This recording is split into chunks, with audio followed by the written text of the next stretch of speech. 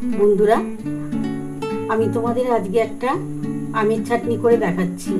এই আমের চাটনিটা তো অনেকে অনেকভাবে করে, আমি কিভাবে করছি তোমরা দেখো। আর একটু ঝোল ঝোল মতো থাকবে। বন্ধুরা, আমি কড়াটা বসিয়ে নিয়েছি। আমি আমের চাটনিটা কিভাবে করছি তোমরা দেখো। আমি অল্প একটু সর্ষের তেল দিয়ে দিলাম। এর মধ্যে একটা শুকনো লঙ্কা দিলাম আর অল্প একটু সর্ষে ফোড়ন দিলাম।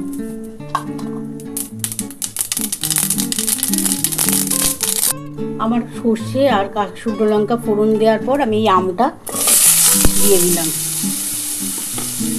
এর মধ্যে একটু নুন দিয়ে একটু হলুদ দিয়ে আমি একটুখানি হালকা করে ভেজে নেব।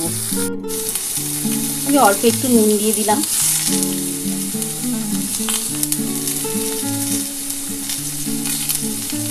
আর অল্প একটুখানি হলুদ দিয়ে দিলাম।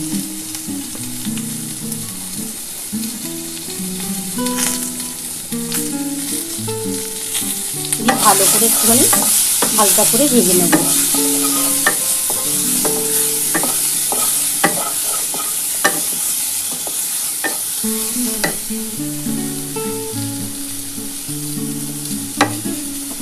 এরপর আমি জল দিয়ে দেবো।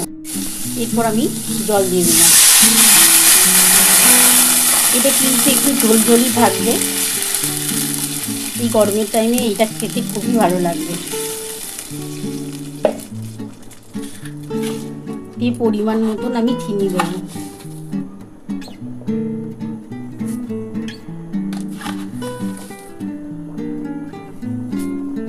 আমি 4 চামচ চিনি দেবো।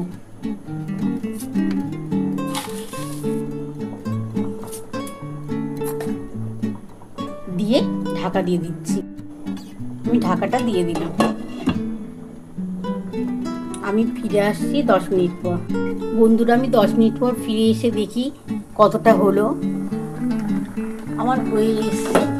আমি একটুখানি দেখবো যে মিষ্টিটা ঠিকঠাক আছে কি না। যদি মিষ্টি কম হয় তোমরা কিন্তু চিনি দিয়ে নেবে। আমি তো 4 চামচ চিনি দিয়েছিলাম, তাও একটু দিয়ে রাখছি, কারণ আমটা তো টক হতে পারে, সেই জন্য অল্প একটু চিনি দিয়ে দিলাম।